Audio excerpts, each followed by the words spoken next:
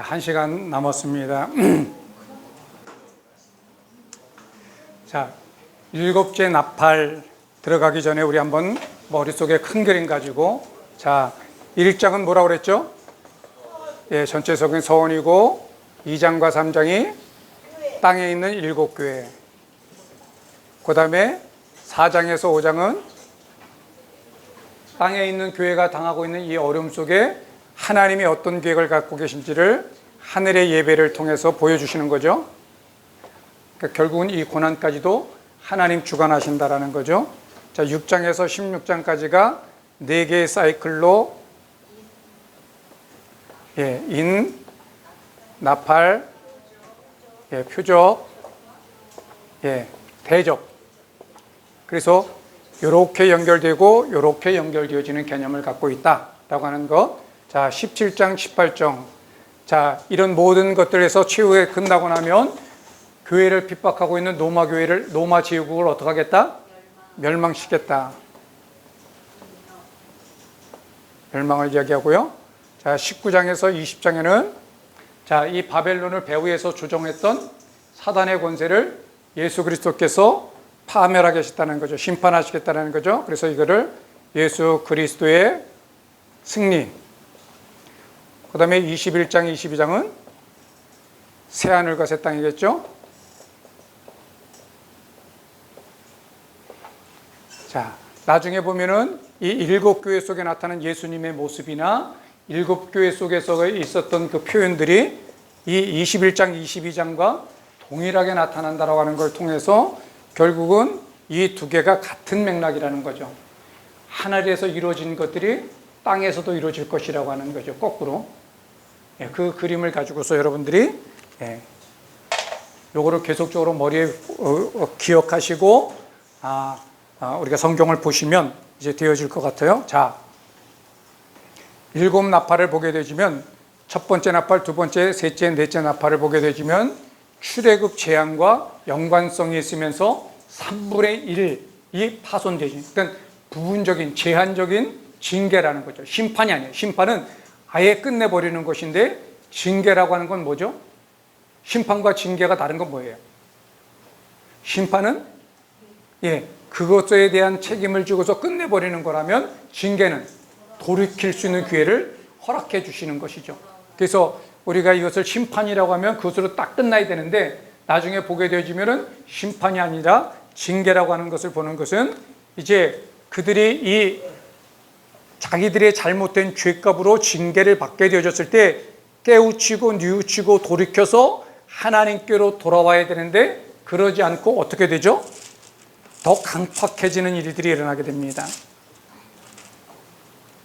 자, 그러면 우리가 이 이미지를 가져오면 자, 애굽이라고 하는 나라는 지금 이집트라고 하는 나라라고 하는 그 나라의 개념으로 갖지 말고 애굽이라고 하는 나라가 갖고 있는 상징성은 뭐예요?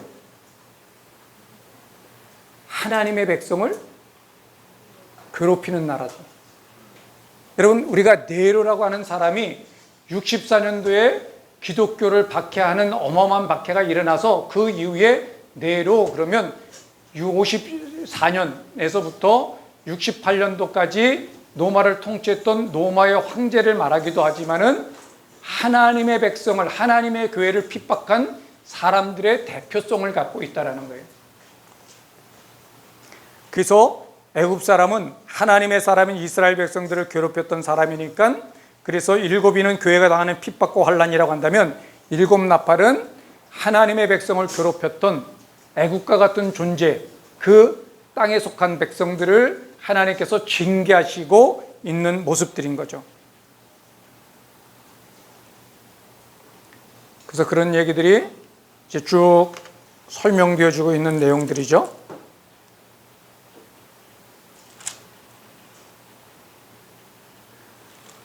그래서 8장 13절 한번 보겠습니다. 8장 13절에 보면 내가 또 보고 들으니 공중에 날아가는 독수리가 큰 소리로 이르되 땅에 사는 자들에게 화가 있으리니 이는 새 천사들이 불어야 할 나팔 소리가 남아 있음이로다.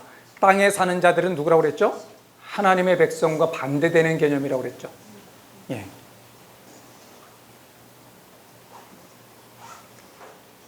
그래서 9장에 보니까 다섯째 나팔을 불게 되어졌을 때 이제 하늘에서 땅에 떨어진 별 하나가 있는데 그가 무저갱의 열쇠를 받았다라고 얘기하는데 12장에 보면 용과 미가엘의 싸움이 일어나고 있는 모습들에 대해서 그것을 다시 한번 또 강조해서 이야기하고 있는 거죠. 그러면서 4절 말씀 함께 읽겠습니다. 9장 4절 시작. 그들에게 이르시되 땅에 풀이나 푸른 것이나 각종 수목은 해하지 말고 오직 이마에 하나님의 인침을 받지 않는 사람들만 해하라 하시더라.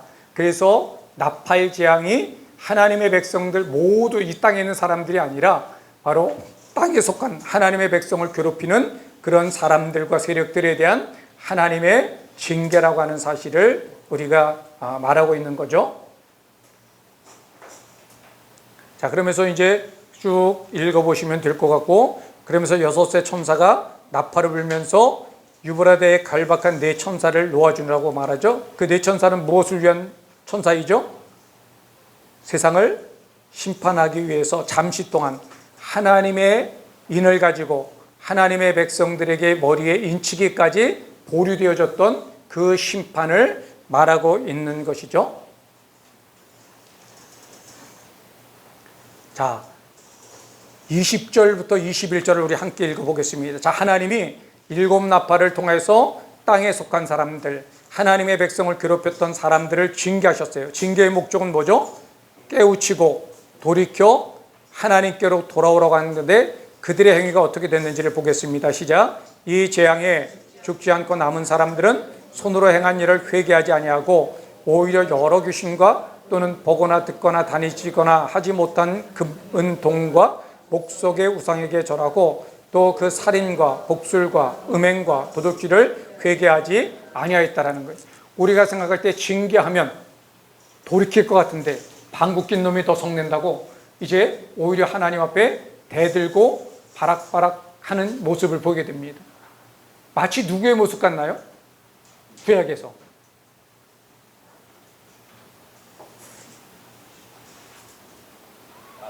바로하고 똑같잖아요.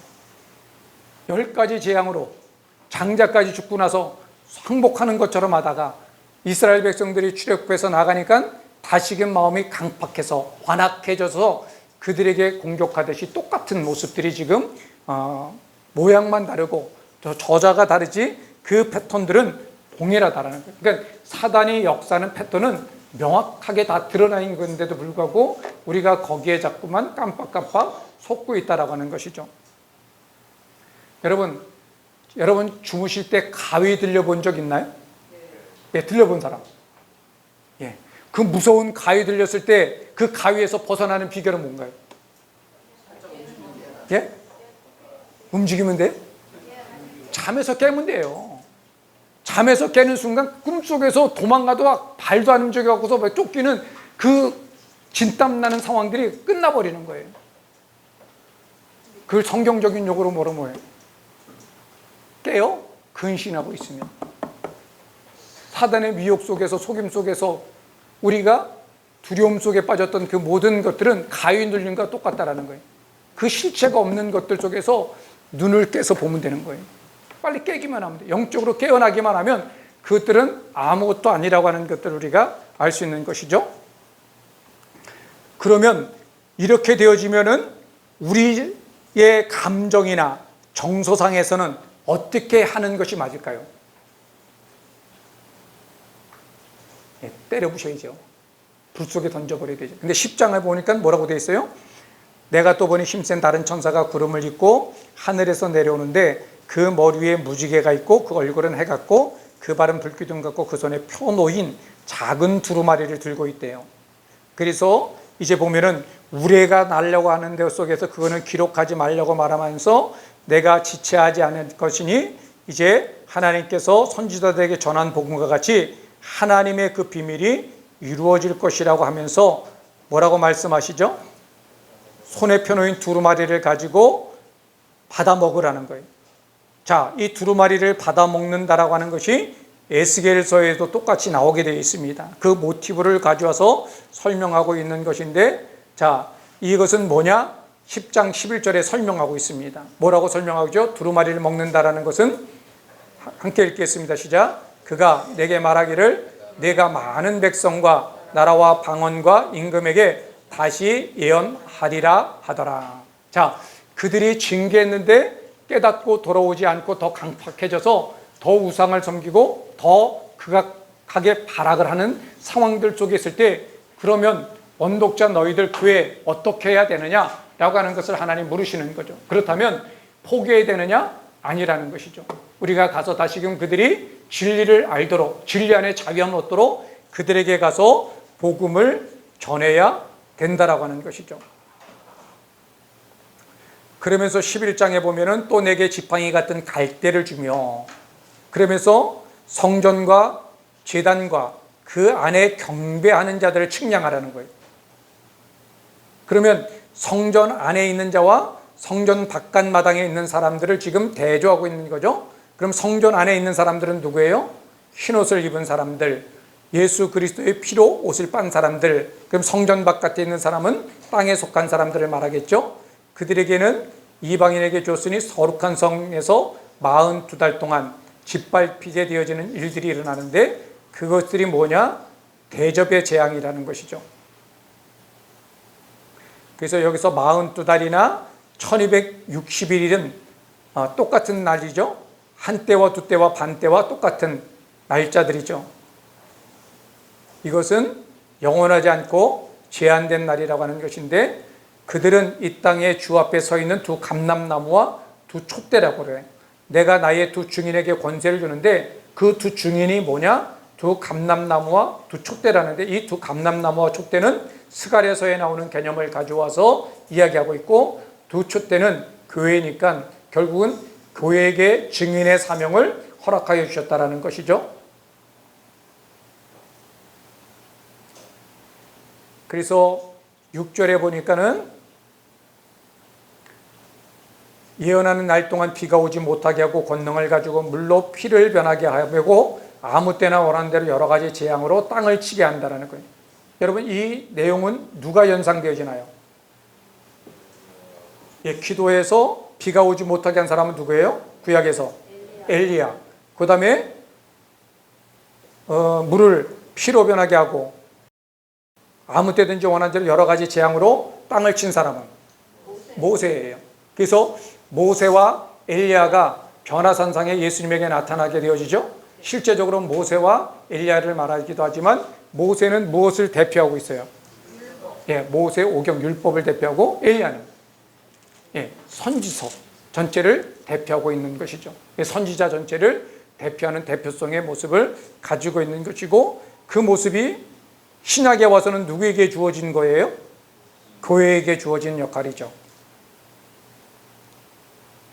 그래서 그들이 증언을 마칠 때까지 무저갱에서부터 올라오는 짐승이 그들과 더불어 전쟁을 일으켜, 영적 전쟁을 말하고 있죠. 그들이 이고 그들을 죽일 터인데, 그러면서 이제 죽는 모습이 나타나고, 그리고 그 죽음의 장소가 소돔이라고도 하고 애굽이라고도 한다라고 하는 것을 통하여서 어떤 상징성을 가지고 있는지 여러분 생각해 보시면 좋을 것 같고, 그러면서 시체를 사흘 반 동안 무덤에 장사하지 못하게 하는데, 두 선지자가 땅에 사는 자들을 괴롭게 한 거로 땅에 사는 자들이 그들의 죽음을 즐거워하고 기뻐하고 예물까지 보내요. 그러다가 3일 반 후에 하나님께서 생기가 들어가서 살아나게 되어주고 하늘로 올라지는 거죠. 자, 그러면 그들이 그 일들로 전쟁을 일으키는 것에서 고통을 당하는 것이 고난이라고 한다면, 그래서 그들과 싸워서 죽게 되어지고 또 부활하고 승천한 것이 예수님은 아닌데 마치 뭐와 같아요? 예수님과 같은 똑같은 패턴 속에서 지금 진행되고 있습니다. 그죠? 이것은 요한계시록에서만 말하는 것이 아니라 에베소서에서도 마찬가지로 예수님께서 죽으시고 다시 살아나신 것처럼 그 위에 진전 과정으로서 구조로서 모든 성도들도 동일하게, 그래서 예수님께서 죽었다가 부활하셔서 모든 이름에 뛰어난 이름이 되게 하신 것처럼 너희들도 예수 그리스도의 진리를 따라서 이방인과 유대인이 하나 되어져서 그리스도의 몸된 교회를 이루게 될 때, 하나님께서 너희들이 예수님이 그렇게 되신 것처럼 너희들도 동일하게 존귀함의 역사를 나타나게 할 것이라고 하는 말씀하신 것처럼 지금 예수님의 모습은 아닌데 예수님이 걸었던 과정 속에 있는 똑같은 과정을 겪게 하면서 원독자들에게는 말하고 있는 것이죠. 내가 지금 죽음의 상황들 속에 있을 때 어떤 의미가 있을까요? 이 죽음으로 끝이 아니라 이제 이 말씀에 근거한다면 내게는 부활이 남아있구나. 부활 승천하는 일이 남아있 거라고 하는 위로와 소망을 되어주겠죠.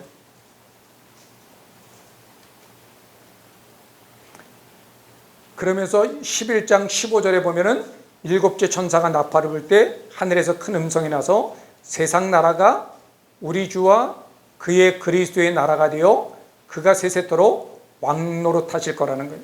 세상 나라가 어떻게 된다고요? 주님과 그리스도의 나라가 되어져서 세세토록 왕노릇하시겠다라는 거죠. 그러니까 이 땅이 아무리 죄악이 관영하고 사단의 역사에도 결국은 하나님이 이 땅을 온전히 구속하시는 역사를 이루시겠다라고 하는 모습을 찬양 속에서 고백되어지고 있고, 그러니까 24 장로들이 하나님 앞에 뭐라고 경배하죠? 옛적에도 계셨고 지금도 계신 주 하나님, 곧 전능하신 이시여 친히 큰 권능을 잡으시고 왕노릇 하시겠습니다. 이방들이 분노하며 주의 진노가 내려 죽은 자를 심판하시며 종 선자들과 성도들과 또 작은 자든지 큰 자든지 주의 이름을 경외하는 자들에게 상 주시며 또 땅을 망하게 하는 자들을 멸망시킬 때로소이다. 마지막 심판 때를 이제 이야기하고 고백하고 있는 것이죠. 그러면서 12장에서부터 이제 15장까지가 표적의 증거인데, 여러분 12장에 있는 내용들은 어떤 것이냐면은, 자 12장 한번 보세요. 제가 읽어드릴게요. 해를 옷 입은 한 여자가 있는데 그 발 아래에 달이 있고 그 머리에는 12별의 관을 썼더라. 자, 해와 달과 12별, 그러면 무엇이 생각나나요? 예? 구약에서 예, 요셉의 꿈에, 예, 그죠? 그러니까 해와 달과 별과 12별이라고 하는 것이 요셉의 꿈에 나타난다는 것은 결국 뭐죠? 그러면 그 해는 뭐를 상징하고 있죠? 요셉의 꿈에서 아버지, 달은 엄마, 12종이 그 형제들. 그러면 그 이삭과 리브가를 통한 나타난 12 아들들이 결국은 뭐가 돼요? 이스라엘 지파가 되어지고 하나님의 백성이 되어지는 것이죠. 자, 그런 개념 속에서 보면은 이 여자는 구약의 이스라엘 공동체를 말한다라고도 볼 수 있겠죠. 천주교는 이 여자를 누구라고 그러죠? 마리아라고 그럽니다. 예, 마리아가 아이를 낳아서 철장 권세를 가진 아이를 낳았으니까 예수님을 낳은 사람이 누구예요? 그러니까 1대1로 대응시키려고 그러면 요한계시록은 복잡해집니다. 그러니까 굳이 1대1로 대응할 수도 있지만 그거보다는 세대주의자들은 1대1로 대응하는 것이 사람들이 혹하는 마음을 갖게 합니다. 그렇기 때문에 1대1로 자꾸 대응시키려고 하다가 아니면 말고가 되어지는 거죠. 그러나 우리는 1대1로 대응하는 것보다 더 중요한 것은 어떤 논리적인 맥락을 가지고 지금 저자가 이야기를 하고 있는지를 더 관심 있게 볼 필요가 있다는 거죠.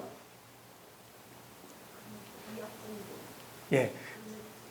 그래서 이 이야기는 무엇을 말하고 있냐면은 예수님께서 이 땅에 탄생하신 누가복음이 자세히 미루어 설명하고 있는 예수님의 어린 시절부터 탄생 시절 속에 있었던 이야기를 묵시문학적인 표현을 통하여서 하고 있는 거예요. 그러니까 예수님의 탄생 속에 있을 때, 자, 용이 아이가 태어났을 때 그 용이 아이를 어떻게 하려고 했나요? 죽이려고 했어요. 자, 그러면 묵시문학적인 표현 속에서 죽이려고 했는데 죽이지 못하는 일이 일어나게 되어지죠. 그러면 누가복음에서 예수님이 태어났을 때 예수님을 죽이려고 한 사람이 있었나요? 누구요? 헤롯 왕이요. 그러니까 헤롯 그 개인적인 측면 속에 아니라 정사와 권세를 가지고 있는 헤롯이 이제 유대인의 왕으로 오신 예수를 죽이려고 2살 이하의 아이들을 다 죽이는 사건들이 일어났다라고 하는 것이죠. 모세가 태어날 때도 유아 학살 사건들이 일어났었나요? 예. 그래서 남자가 나면 다 죽이는 사건이 일어나게 됐죠. 그러면 그 사건들, 예수님이 태어났을 때도 유아 학살 사건들이 일어났다고 한다면 지금 우리가 낙태의 문제 속에서 이야기되고 있는 것들 속에서 어떤 의미로 우리가 해석할 수 있을까요? 오늘날로 적용하면 결국은 하나님이 뭔가 역사를 하려고 하는 것들 속에서 음란함을 통하여서 그 생명을 딱 죽이는 유아학살의 사건이 지금 일어나려고 공공연히 일어나게끔 하려고 하는 사단의 어떤 역사들이 있다라고 하는 것들에 대해서도 우리가 생각해 봐요. 단순하게 그냥 모자보건법이나 그런 것들 속에 단순한 것들로 생각하지 말고 우리 그 이면 속에 지금 이야기하고 있는 게 뭐예요? 그 이면 속에 자, 7인을 통하여서 예수 믿는 사람들이 하나님의 말씀과 예수를 증언함으로 당하는 고난과 고통 속에 있었던 것들 속에 그 배후에는 어떤 영적인 싸움들이 있었느냐라는 거예요. 그러니까 예수님이 이 땅에 올 때 그냥 예수님이 태어나신 그 자체 속에 있는 것이 아니라 헤롯이 예수님을 죽이려고 했던 것들은 그 배경 속에는 영적 실체가 있다는 거죠. 사단의 권세가 결국은 예수를 죽이려고 할 때 그래서 그 용이 물을 저기 하면 땅이 삼키고 불을 토하면 불이 꺼지게 하는 이 일들을 묵시문학적으로 표현했다면 성경에서는 꿈에서 요셉에게 나타나 현몽하여 애굽으로 피하게끔 하셔서 하나님께서 예수 그리스도의 아기 치절을 보호하고 있는 모습들을 지금 설명하고 있다고 하는 것으로 보게 되면 되죠. 그래서 7절에 보면 하늘에 전쟁이 있게 되어졌던 일들이 일어나서 미가엘과 그의 사자들이 용과 더불어 싸울 때 용과 그의 사자들이 싸우나 이기지 못하고 하늘에서 그들이 있을 곳을 얻지 못하고 쫓겨나게 된다는 것이죠. 그래서 누가복음에 보면 예수님의 제자들이 70인의 제자들이 가서 돌아와서 예수님에게 뭐라고 신나갖고 얘기합니까?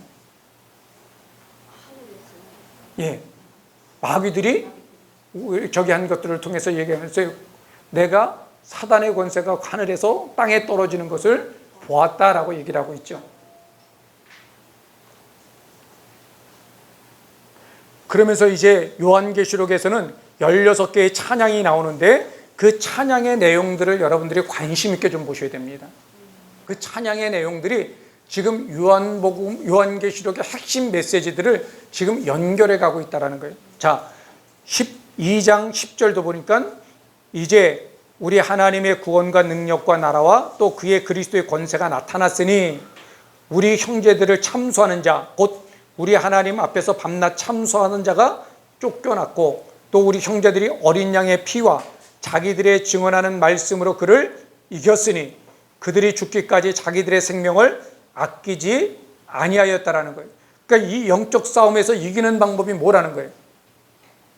어린 양의 피와 자기들의 증언하는 말씀으로서 거짓된 것들을 진리의 빛 가운데로 드러냄으로 말미암아 그들을 이겨서 어떻게까지? 그들이 죽기까지, 다른 말로 말하면 죽도록 충성하기까지 자기들의 생명을 아끼지 아니하였다라는 거죠. 순교한 그들의 삶의 모습을 통하여서 이제 이 사단의 권세와 괴계를 깨뜨려 버리는 것들을 말씀해 주고 있는 거죠.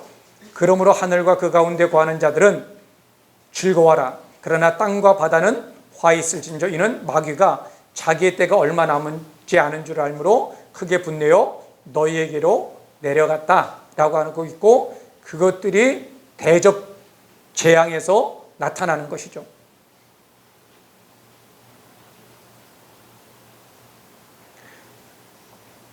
그래서 이 아이라고 하는 말에는 중의적인 의미가 있는데 그 아이는 예수님을 직접 말하기도 하지만은 이제 그 예수님에게 속한 모든 사람들을 말하는 것이 17절이죠. 그래서 용이 여자에게 분노하고 돌아가서 그 여자의 남은 자손 곧 하나님의 계명을 지키며 예수의 증거를 가진 자들로 더불어 싸우려고 바다 모래 위에 서 있다라는 거예요. 그러니까 여자의 남은 후손이 누구라고 요한 사도는 설명하고 있냐면 하나님의 계명을 지키며 예수의 증거를 가진 자들, 이 사람들이 누구예요? 7교회이고 하나님의 나라이고 하나님의 백성인 것이죠. 이들과 더불어 싸우려고 바다 모래 위에 서 있다라고 하는 것들을 통하여서 그 환난과 박해 속에는 우리로 하여금 예수 그리스도의 복음을 증언하지 못하도록 하는 사단의 교활한 음모가 있다라고 하는 사실은, 그러니까 이 싸움에서 어떻게 하라는 거예요? 너희가 끝까지 싸워 이기라고 말씀하고 있는 것이죠. 그래서 내가 보니 바다에서 한 짐승이 나온대요. 그 짐승이 뭐냐? 뿔이 10개래요. 뿔은 어떤 권위를 말하는 거니까 열이라고 하는 것은 이제 그것도 굉장한 권위를 갖고 있는 거죠. 머리가 7이래요. 신성모독하는 이름이 있대요. 그리고 내가 본 짐승은 표동 같고 그 발은 곰의 발 같고 그 입은 사자 입 같은데 용이 자기 능력과 보좌와 큰 권세를 그에게 주었다라고 말하고 있죠. 그러면 이 바다에서 나온 짐승은 누구를 말하는 거예요? 17장에 보면은 이제 음녀로 나오고 그 음녀는 노마 제국입니다. 그래서 여기서 말하고 있는 것이 그 배후에 누가 있다? 사단의 술수가 있다라고 하는 사실을 우리에게 보여주고 있고, 그것이 4장, 5장에서도 이미 말씀하고 있는 내용들을 또다시 강조하고 있는 거죠. 그래서 마치 내 생물과 같은 모습을 가지고서 하나가 상하여 죽게 된 것 같더니 그가 죽게 되었던 상처가 나음에 온 땅이 놀랍게 여겨 짐승을 따르고 용이 짐승에게 권세 주므로 용에게 경배하며 짐승에게 경배하이르되 누가 이 짐승과 같으냐, 누가 능히 이와 더불어 싸울 수 있겠느냐라고 하는 말을 하게 되어집니다. 이때 어떤 것이냐면 네로가 박해할 때 어마어마하게 박해를 하고 어려움을 줬기 때문에 로마 사람들이 네로가 자살해서 죽었지만, 그러나 뜬 소문, 가짜 뉴스가 돌기 시작한 거예요. 어떤 뉴스냐면 파르티안이라고 하는 나라로 네로가 도망가서 다시금 전열을 정비해서 로마를 쳐들어오게 될 때, 그래서 유브라데 강이라고 하는 것은 로마의 동쪽 경계선입니다.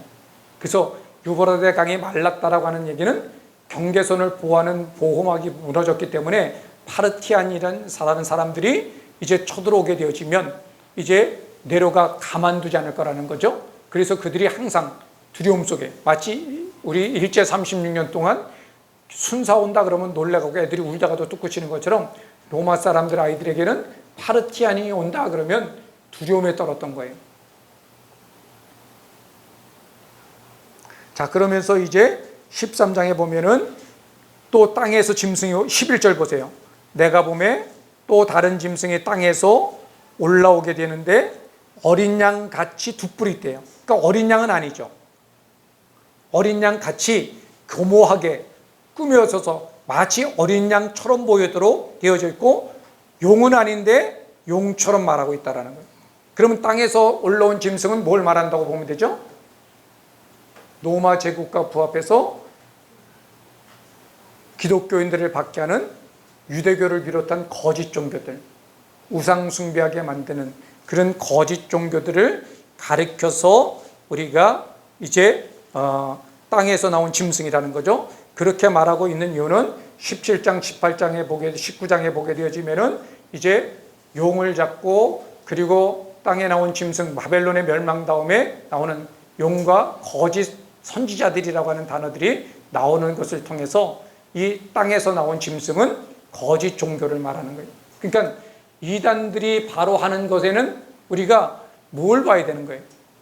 그 배후 속에 사단이 이제 역사는, 그래서 끝이 달라지는 모습 속에서 교묘하게 다른 교리를 가지고 있는 것도 아니고 우리의 복음을 가지고 진리를 가지고 용은 아닌데 용같이 말하고 어린 양은 아닌데 어린 양처럼 말해서 결론적으로는 내가 보혜사 성령이고 내가 메시아고 내가 하나님이라고 말하는 거짓을 이야기하는 거짓 종교들을 말하고 있는 것이죠.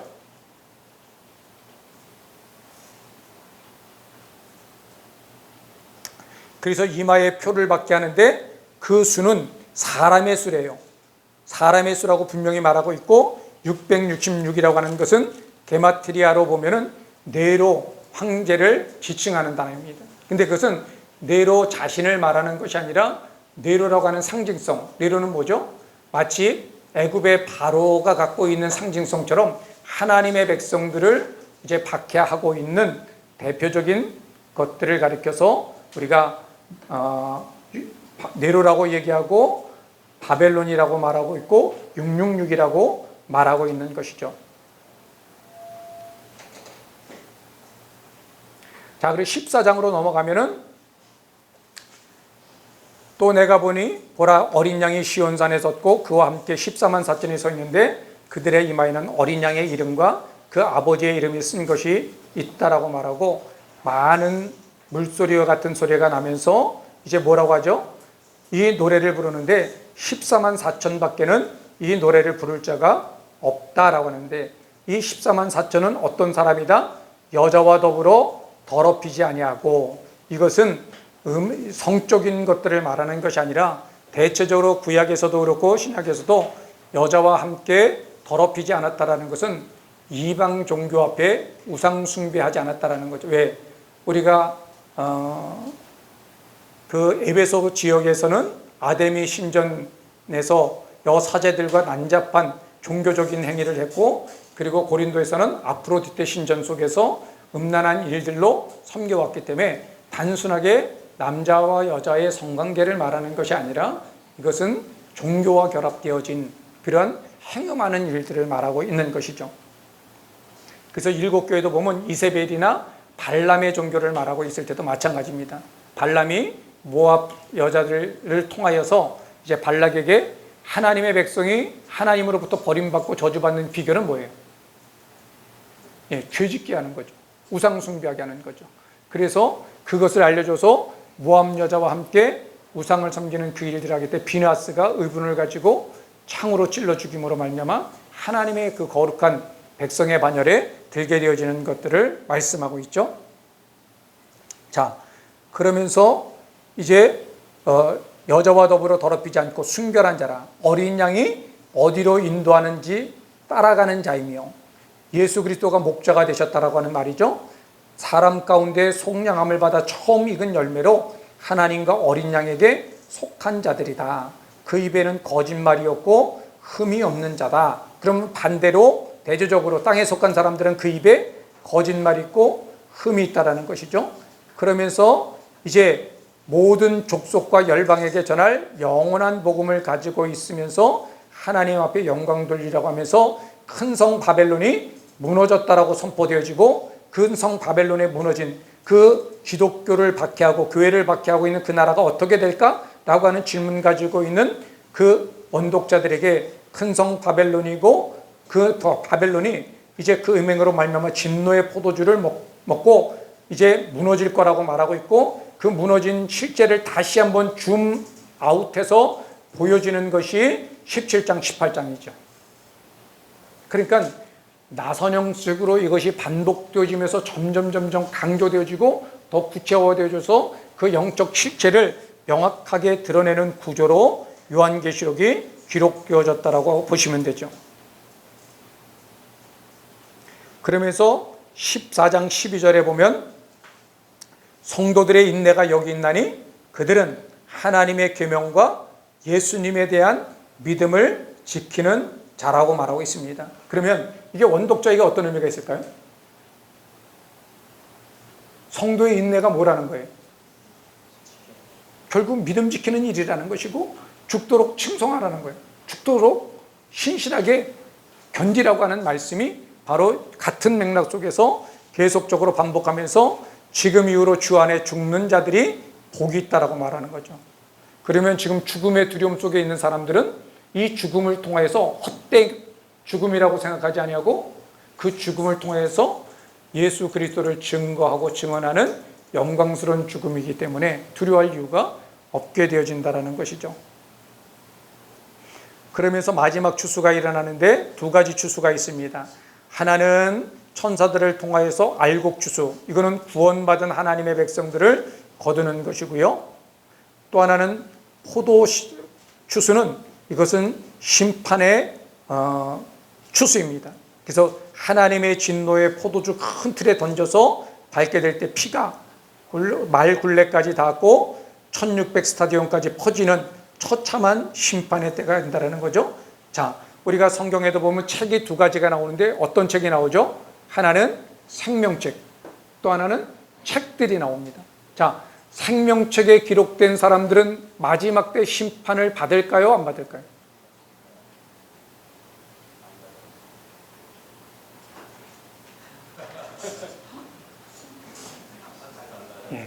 안 받죠. 요한계시록에 이렇게 써 있으니까. 왜? 이미 구속함을 받아서 하나님의 생명책에 기록된 사람은 우리의 모든 허물을 가리움을 받은 자고 도말된 사람들입니다. 그렇지만 책들에는 행위가 기록되어져 있다고 그래요. 그러니까 그들의 행위대로. 여러분 그 임사 체험했던 사람들의 이야기 들어본 적 있나요? 죽음의 그 사고 순간 속에, 짧은 시간 속에 자기의 전 인생이 한순간에 필름이 확 지나가는데 자기의 전생애가 다 보인다는 거죠. 그러니까 행위의 심판이 반드시 있는 것은, 행위의 심판을 받는 사람은 어린 양의 피에 자기의 옷을 빨지 않은 사람들이라는 거예요. 그러니까 우리들이 이제 이 땅 가운데 살아갈 때, 우리는 구원받을 때 우리의 행위로 구원받나요? 은혜로 구원받나요? 예, 은혜로 구원받아요. 근데 우리가 자꾸만 열심히 교회 생활 하게끔 하려고 행위로 구원받는 것처럼 막 공갈 협박도 하고, 예. 그러니까 우리가 그것은 좋은 의도이지만 그렇게 되어져서 하나님에 대해서 왜곡할 수 있는 거죠. 어떤 경찰이 그런 블로그에 글을 올렸더라고요. 아이들 혼낼 때 경찰이 잡아간다고 얘기하지 말래요. 왜냐하면 아이들에게 위급한 일이나 무슨 사건이 났을 때 빨리 경찰을 찾아와야지 받는데, 경찰에 대한 무서운 마음이 있으면 도움을 청할 때 경찰에게 찾아오지 않는다라는 거예요. 그 얘기가 가슴에 신선하게 와닿더라고요. 우리가 하나님에 대한 하나님의 선하심, 우리가 연약함에도 불구하고 아버지의 재산을 다 탕진하고 돼지의 쥐염 열매를 먹다가 견디다 못해 더럽고 추악한 모습 속에서 냄새나는 모습으로 오더라도 그 아버지는 나를 어떻게 하신다? 정죄하지 아니하시고 심판하지 아니하고 우리를 용납하시고 받아주시는 하나님의 사랑에 대해서 더 많이 말할 필요가 있는 거죠. 그러니까 요한계시록을 통해서 말하고 있는 것은 뭐죠? 이 땅 가운데서 믿음 때문에 당하는, 어려움 당하는 그 성도들을 하나님께서 반드시 기억하고 그들을 내가 품어주고 그들의 눈에 흘러간 그 눈물들을 어떻게 하시겠다고? 내가 반드시 닦아주시겠다라는 거예요. 위로하시겠다라는 거예요. 그 기억하시겠다라고 하는 거예요.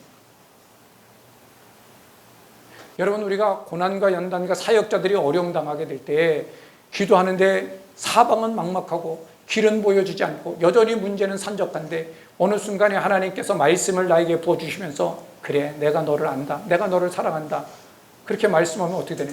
문제는 안 해결됐어요. 상황은 그대로예요. 어때요?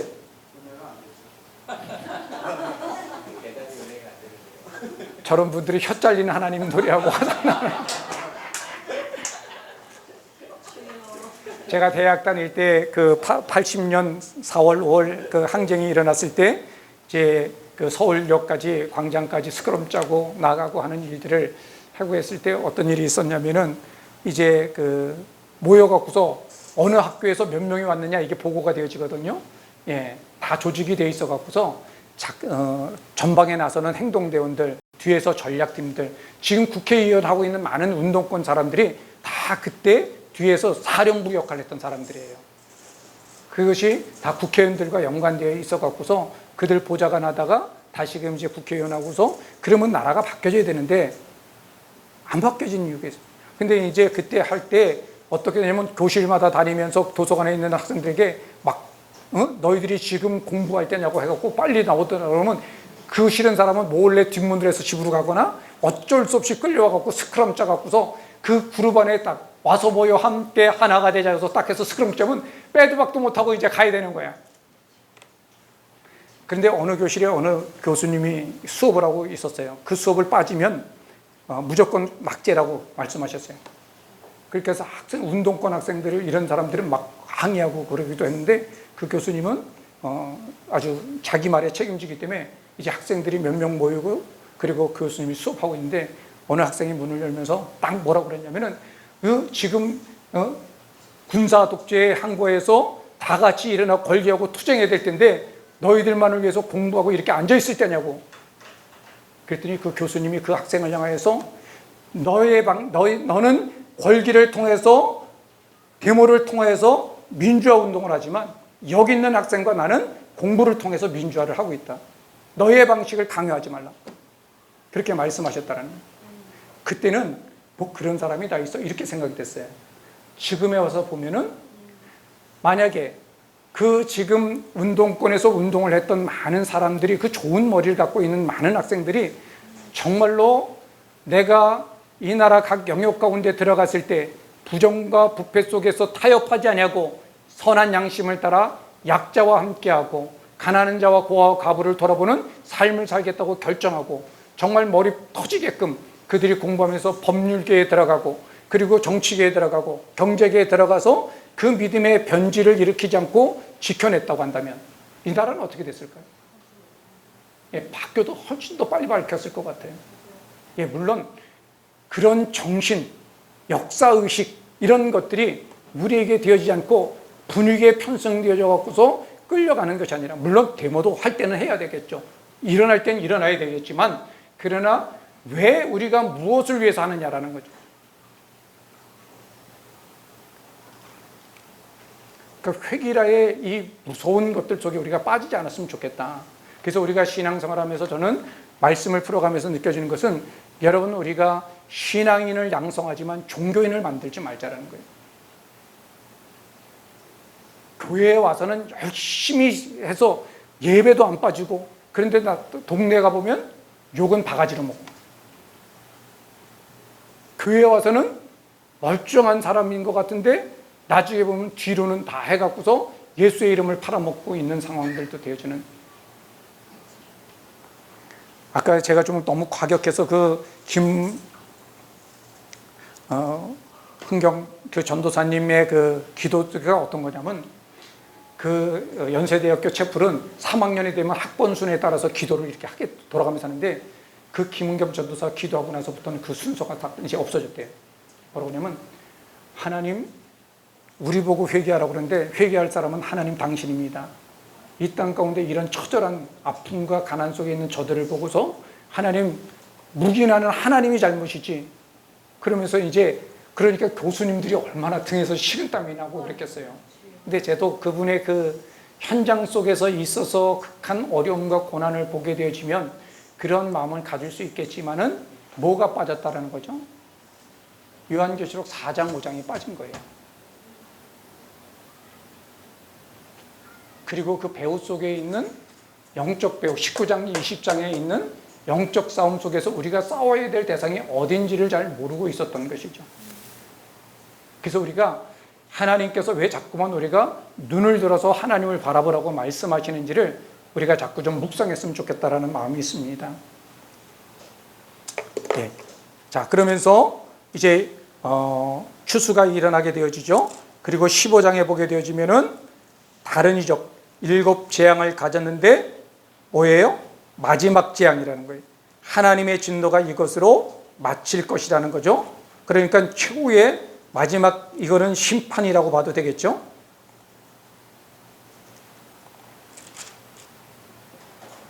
그 성전이 열리고 성전으로부터 어떤 일이 일어나, 영원토록 살아계신 하나님의 진노를 가득 담은 금대접 7을 천사들에게 주어서 그 대접을 쏟아놓는데, 그 대접이 쏟아질 때마다 나타나는 것은 역시 출애굽의 모티브를 가져와서 설명되어지는데 모두라고 하는 것이죠. 자, 16장 4절 한번 볼까요? 셋째 천사가 그 대접을 강과 물 근원에 쏟음에 피가 되더라. 내가 들으니 물을 차지한 천사가 이르되, 전에도 계셨고 지금도 계신 거룩하신 이여, 이렇게 심판하시니 의로우시다.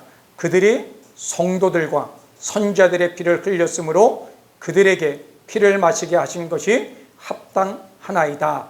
그리고 제단이 말하기를, 그러하다. 주 하나님 곧 전능하신 이시요 심판하시는 것이 참되고 의로우시도다 하더라. 여기서 제단이 말한다고 하는 것은 뭘 말할까요?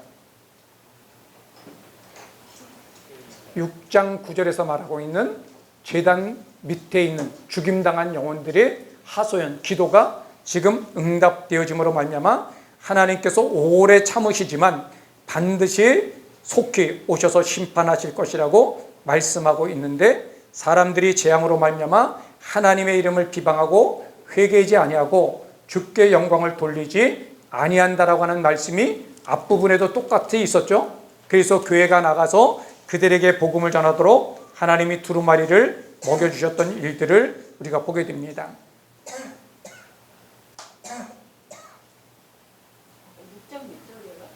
예? 6장 9절. 자, 그리고 16장으로 다시금 돌아와서 이제 일곱째 천사가 대접을 공중에 쏟으니까 큰 성 바벨론이 하나님 앞에 기억되신 바 되어 그의 맹렬한 진노의 포도주 잔을 받음에 이제 멸망하는 일들이 보여지는 것인데, 그것들을 다시금 확대해서 17장, 18장에서 설명해 가고 있다는 것이죠. 그래서 많은 물 위에 앉은 큰 음녀가 받을 심판을 보여줄 것이다. 그래서 다시금 그 바벨론의 멸망을 다시금 끌어와서 그것만 빼와서 17장, 18장에 이제 보여주고 있죠. 그래서 일곱 교회를 박해하는 로마 제국에 대해서 하나님 우리를 이렇게 박해하고 괴롭히는 로마 제국을 어떻게 하실 것입니까? 라고 할 때 내가 그들도 바벨론처럼 아수르처럼 내가 심판할 것이다 말씀하고 있는 내용이 바로 17장, 18장이라는 거죠. 그래서 하나님을 모독하는 이름이 가득하고 일곱 머리와 열 뿔이 있다라고 얘기를 하고 있죠. 그리고 그 모습이 꾸며진 모습이 이제 신부처럼 단장되어져 있지만 가증한 물건과 음행의 더러운 것들로 가득하고 그 이마에 이름이 있는데 바벨론이래요. 이게 비밀이라는 거예요. 그러면 이 말은 무슨 말이죠? 큰 바벨론이 어디라고? 로마 제국이라고 말씀하고 있는 것이죠. 이 여자의 특징을 보니까 성도들의 피와 예수 증인들의 피에 취했다라는 거예요. 그러니까 예수 믿는 사람들을 많이 박해하게 되어졌던 것이죠.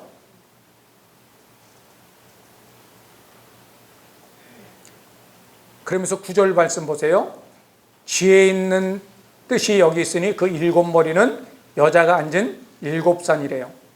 일곱 산이라고 하는 것은 로마의 건국 신화를 보게 되면 몇 개의 언덕에서 로마가 시작됐나요? 7개의 언덕에서부터 시작되어진 것이죠. 그러니까 이 말을 하는 것은 원독자들에게 있어서 그 바벨론이라고 하는 나라가 어디를 말하고 있는지를 명확하게 알고 있는 것이고, 그래서 14절에 보니까 그들이 어린 양과 더불어 싸우려니와 어린 양은 만주의 주시요 만왕의 왕이심으로 그들을 이기실 터이요 또 그와 함께 있는 자들 곧 부르심을 받고 택하심을 받은 진실한 자들도 이기리로다. 자, 7장 14절에 여러분 줄쳐놓으세요.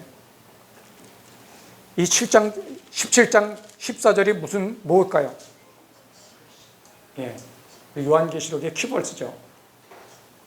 하나님이 이기신 것처럼 우리들도 믿는 사람들도 뭐 한다요? 반드시 이길 거라는 거예요. 그러니까 이기는 싸움이라는 거예요. 여러분, 우리가 월드컵에서 축구 경기하게 될 때 생중계를 볼 때는 가슴이 어때요? 예, 조마조마하고 우리가 못하면 저런 바보 같은, 그러면서 내가 그 텔레비전에 들어갈 것처럼. 그런데 우리가 다 이긴 것을 소식을 듣고 다시 그 경기를 볼 때는 똑같은 경기인데도 어때요? 가슴이 졸이나요? 여유가 있어요. 예, 여유가 있고 우리가 실수해도 관대하죠. 예, 어차피 이긴 경기니까, 이기는 싸움이니까. 요한계시록이 바로 그것과 같은 거예요. 우리가 이긴 게임을 녹화로 다시 보는 거라는 거죠.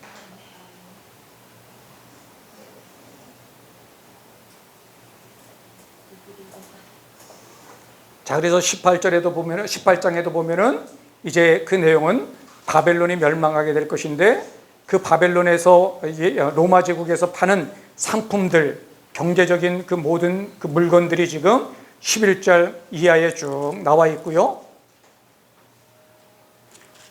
그래서 로마 제국 속에 같이 결부되어져서 우상 숭배하며 경제적인 이득을 이뤘던 모든 것들이 한시간에 망할 때는 급격히 망하게 되어지는 일들이 일어나게 되고, 21절에 보니까 큰 맷돌 같은 돌을 들어 바다에 던지는 일이 일어나는데, 그 맷돌을 바다에 던지면 어떻게 될까요?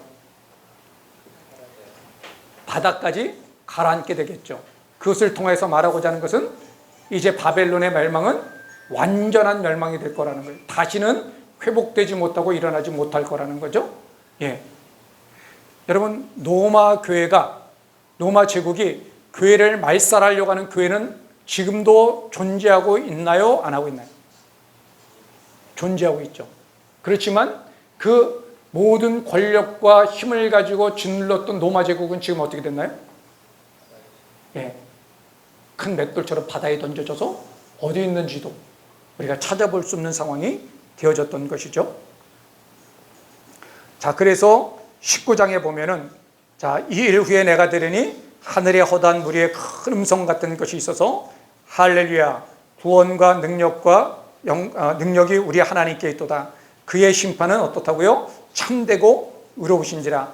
음행으로 땅을 더럽게 한 큰 음녀를 심판하사 자기 종들의 피를 그 음녀의 손에 갚으셨다라는 거예요. 그러니까 이 찬양은 요한계시록 6장 9절 10절에서 말하고 있는 성도들의 기도에 대한 응답이고, 그 응답에 대한 감사의 찬양이라고 우리가 볼 수 있겠죠. 그러면서 또 5절에도 보니까는 하나님의 종들 곧 그를 경외하는 너희들아, 작은 자나 큰 자나 다 우리 하나님 앞에 찬송하라는 거예요. 왜 찬송해요? 7절에 보니까 할렐루야, 주 우리 하나님 곧 전능하신 이가 통치하신다. 우리가 즐거워하고 크게 기뻐하며 그에게 영광을 돌리세. 어린 양의 혼인기약이 이르렀고 그의 아내가 자산을 준비하였으므로 그에게 빛나고 깨끗한 세마포 옷을 입도록 허락하셨으니, 이 세마포의 옷은 성도들의 옳은 행실이라는 거예요. 이 성도들의 옳은 행실은 뭐죠? 예수 그리스도의 믿음을 지킨 것을 말하는 것이죠. 그래서 혼인잔치에 청함을 받은 자들은 복이 있다라고 말씀하시죠. 그럼 혼인잔치에 청함을 받은 사람들은 누구예요? 예수 그리스도를 믿는 모든 사람들을 말하는 거겠죠.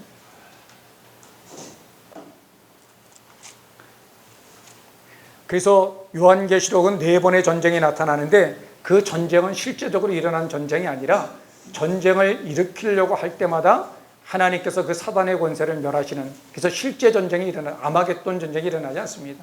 아마겟돈이라고 하는 말은 무깃도라고 하는 곳에서 이제 이스라엘의 가장 경건하다라고 하는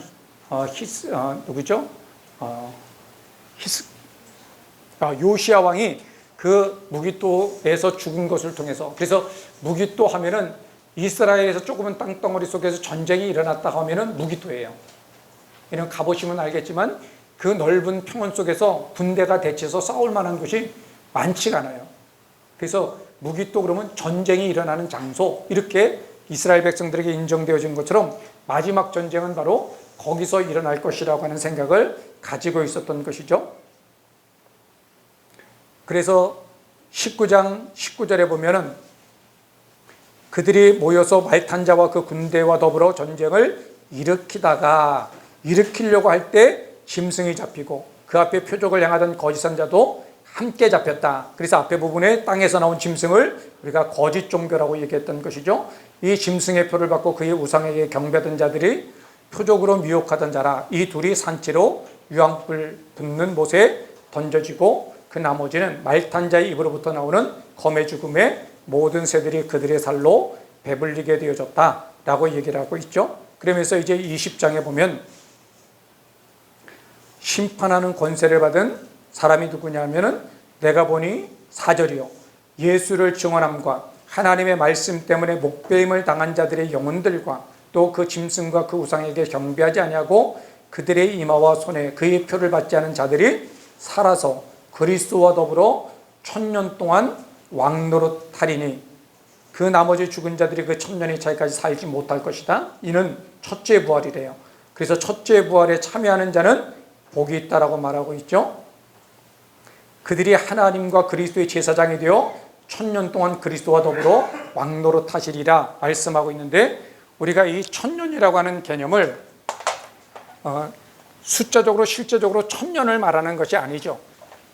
그래서 이게 우리가 성경 본문 문맥 속에서 이야기되는 것을 보다는 조직신학적인 쪽으로 우리가 요한계시록을 끌고 가니까 여러 가지 설들이 난무하게 돼서 전천년설, 후천년설, 그래서 전천년설도 역사적 전천년설, 세대주의적 전천년설, 역사적 세대주의적 전천년설, 그래갖고 종류들이 얼마나 많은지 몰라요. 그리고 우리나라에 처음에 복음이 들어올 때 전해줬던 선교사들도 세대주의적 요한계시록 해석 방법 속에 익숙해 있었기 때문에 그것이 우리나라의 샤머니즘적인 요소와 함께 같이 맞들어져 갖고 정감독사상 같은 것과 맞들어져 갖고 우리에게 뿌리 있게 배겼기 때문에, 그래서 대부분 많은 사람들이 세대주의적 전천년설 속에 많이 기울어져 있었습니다. 근데 요즘 공부하고 있는, 그리고 요즘 학자들에 의해서 나타나는 것은 무천년설. 이건 실제적인 게 아니라 상징적인 거다. 그래서 언제를 천년으로 보냐면은 예수님이 초림하시고 예수님이 재림하시는 이 시대를 교회가 이 땅 가운데 다스리는 천년. 그래서 실제적인, 자꾸 숫자로 말하니까 천년왕국이지만 천이라고 하는 것이 유대인들에게는 어떤 의미죠? 예, 많다라고 하는 의미 속에 있는 거죠. 그 시기는 우리가 알 수 없지만 주님이 오시는 그 시기까지 교회에게 이 땅을 다스리도록 위임되어졌. 그렇지만 하늘에서는 이루어졌지만 아직 땅에서 이루어지지 않는, 그래서 이미와 아직이라고 하는 그 딜레마 속에서 우리가 살아가고 있는 교회 시대를 말하고 있다라고 여러분들이 요한계시록을 푸시는 것이 안전한 해석이 될 겁니다. 왜냐하면 유다서 1장에서도 보고 누가복음서에도 보면은 예수님께서 이 땅에 오셔서 십자가의 사건이 일어날 때 뭐예요? 사단의 권세가 묶여졌다라는 거예요. 오늘 본문 말씀에 보면 천년왕국이 뭐예요? 짐승이 사로잡힌 때, 용이 사로잡힌 때를 말하니까 용이 언제 사로잡혔어요? 유다서에 보게 되어지면은 예수님께서 이 땅에 임재하실 때 이미 사단의 권세는 땅에 떨어지게 되어졌다는 거죠. 그러면 잡힘이라고 하는 것들 속에서 보면 초림의 시대고 예수님이 마지막 오셔서 영적인 세력들을 마지막 심판한 이 시대를 우리가 천년이라고 하는 개념으로 이해하는 것이 맞다라고 하는 것이죠. 그래서 20장에도 보면은 이제 사단이 옥에서 놓여서 싸움을 붙이려고 하는 그 일들 속에 성을 두를 때 하늘에서 불이 내려와서 바로 태워버리게 되어지고 불과 유황못에 던져지게 되는데 마귀가 먼저 던져지게 되고 그 짐승과 거짓 선자도 거기에서 밤낮 고통을 당하고 괴로움을 당하게 될 것이다 라고 하는 것이죠. 자, 그러면서 20장 11절에서 15절에 보면 책이 있는데 책들과 생명책이 있습니다. 생명책은 그냥 이름이 기록되어지는 책이고 책들에는 행위를 따라 책들에게 기록되어지는데 행위를 따라 책에 기록된 대로 심판을 받는 거니까 우리가 예수 믿은 사람들은 생명책에 기록되어 있기 때문에 행위를 따라 심판을 받지 않게 되어진다는 것이죠. 그래서 그 근거가 뭐냐?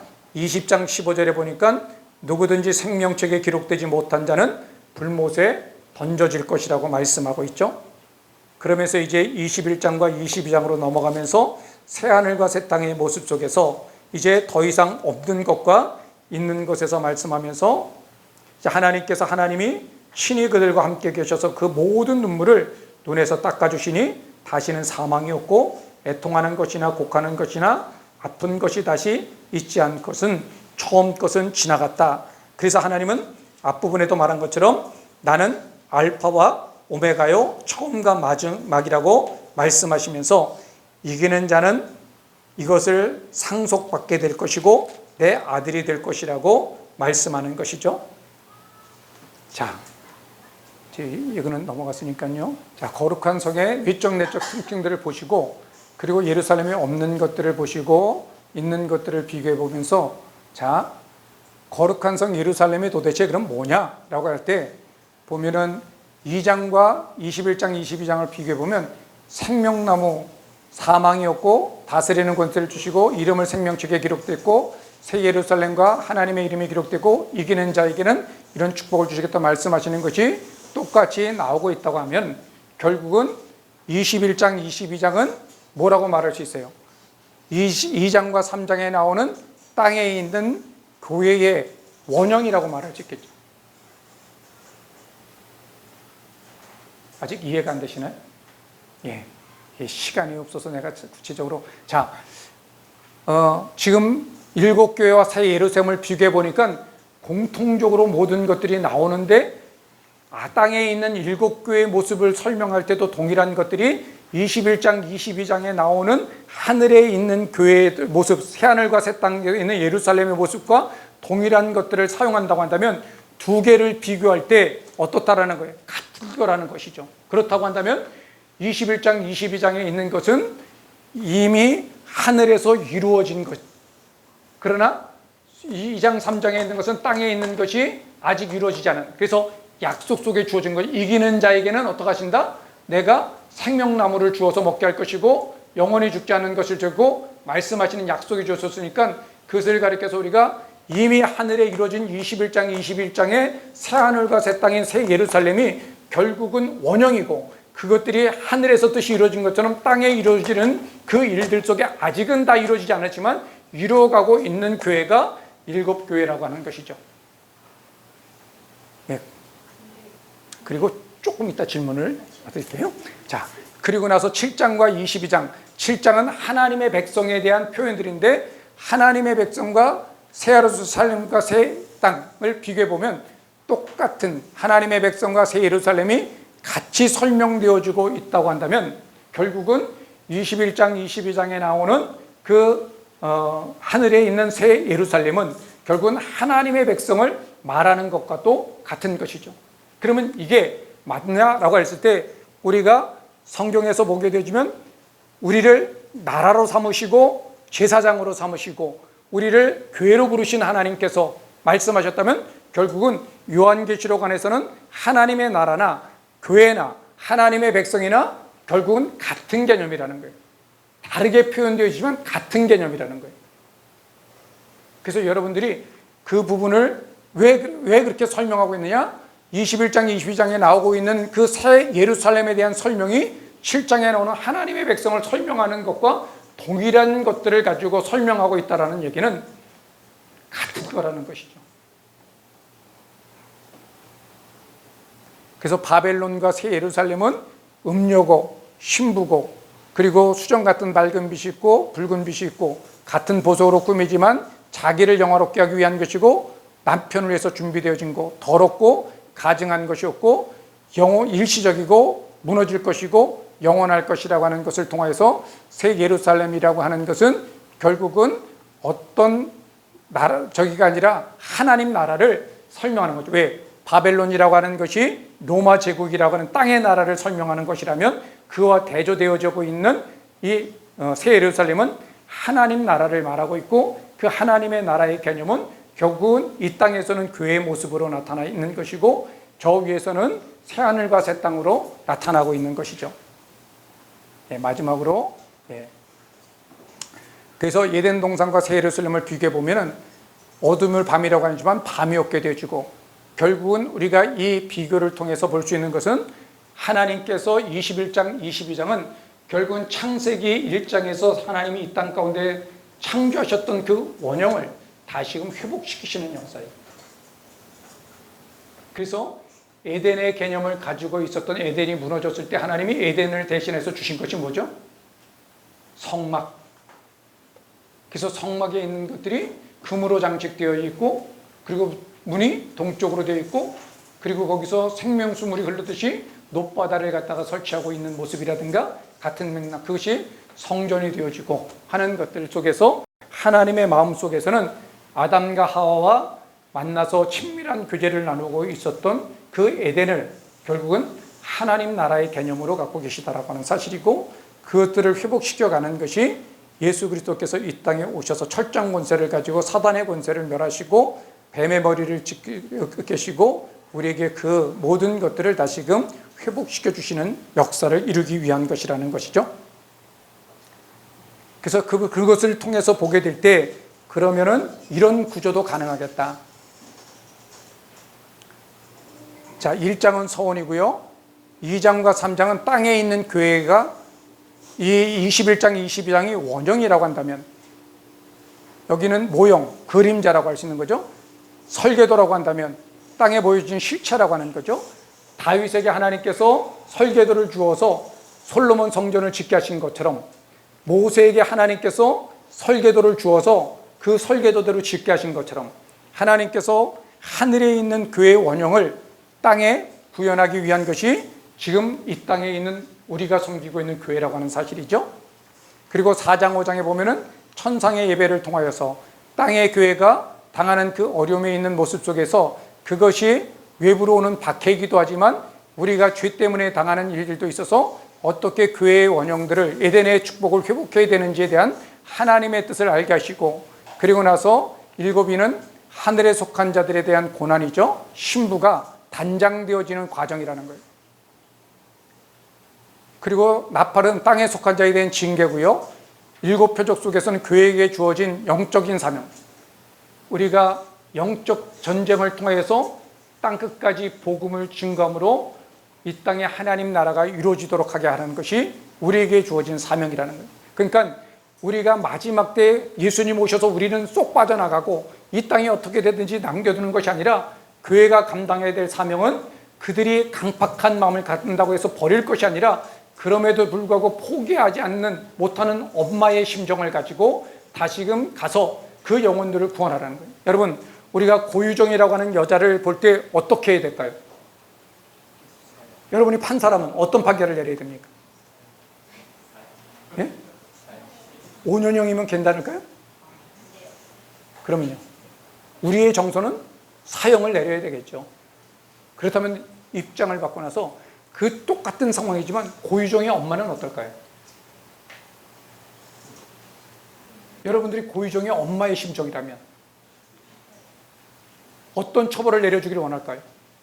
다시금 돌이킬 수 있는 기회를 주도록 살려주기를 원하는 마음이 있겠죠. 그게 하나님의 마음이라는 거예요.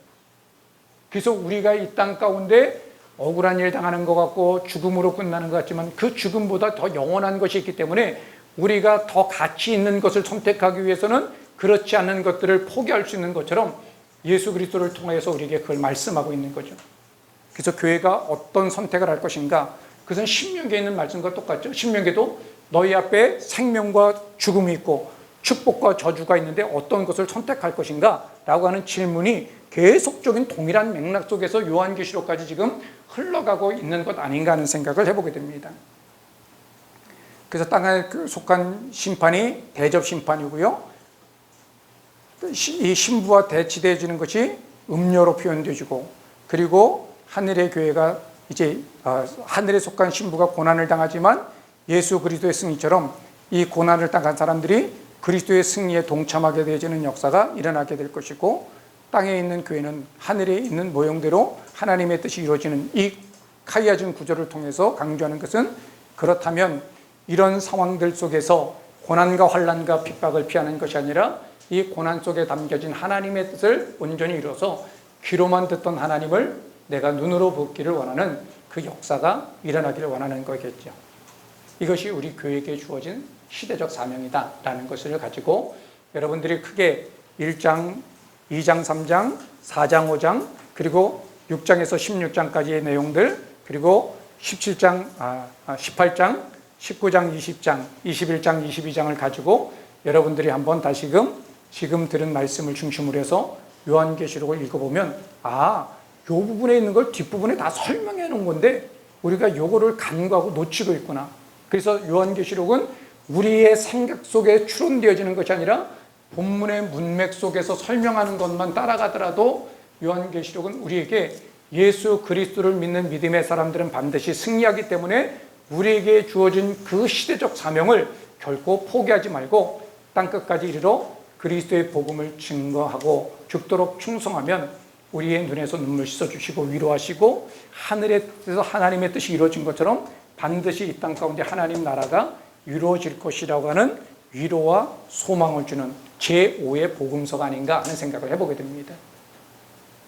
그러면 요한계시록이 들어올 필요가 없겠죠. 예. 예, 질문. 저는 여기 생명나무 예. 22장에 2절하고 예. 그 생명나무를 제가 잘못 알고 있었는가 싶어요. 예. 생명나무는 뭘 말할까요? 창세기에도 예, 생명나무가 나오죠. 예. 네. 생명을 알게 하는 나무. 예. 생명나무는 실제적인 나무일까요? 아니면 뭘 말하는 상징일까요? 예, 상징이겠죠. 예. 뭘까요? 예수 그리스도시죠. 상징하는 걸로 예. 우리가 또 알고 있었는데 예. 여기서 아까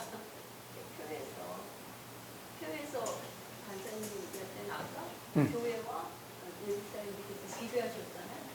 그래서 그 교회를 설명할 때 생명나무라고 하는 단어를 갖고 21장, 22장도 설명하고 2장, 3장도 설명하고 있다라고 하는 것은 결국은 우리가 예수 그리스도를 따라가는 것이 교회죠. 예, 그래서 동일시할 수 있는 개념이죠. 예. 그러니까 우리가 요한계시록 속에서 주기적인 표현들을 잘 좀 구분했으면 좋을 것 같아요. 그러니까 우리는 각각 하나하나 따르게 해서 1대1로 매칭하다 보니까 이것이 자꾸만 꼬여지는데, 그것이 아니라 하나님의 교회가 하나님의 나라이고 그것이 제사장 나라이기도 하고 그것이 그 새 예루살렘이라고 하는 개념 속에서 같이 가는 거거든요. 예. 예. 예. 더 궁금하시면 우리 수료식 때에서 만나갖고 밤을 지새면서 우리 한번 같이 이야기하겠습니다. 여러분 읽고 공부해 오시면 좋을 것 같습니다. 우리 잠깐 기도하고 마치겠습니다.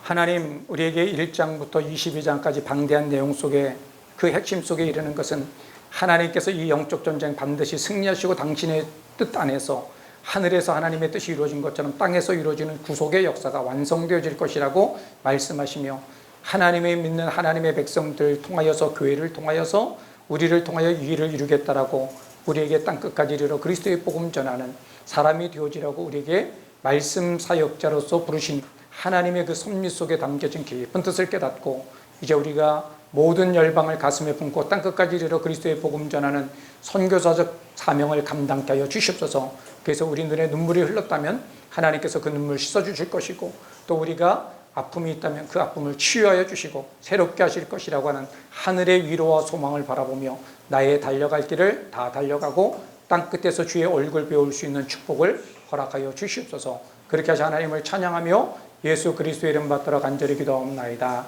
아멘. 예, 수고하셨습니다.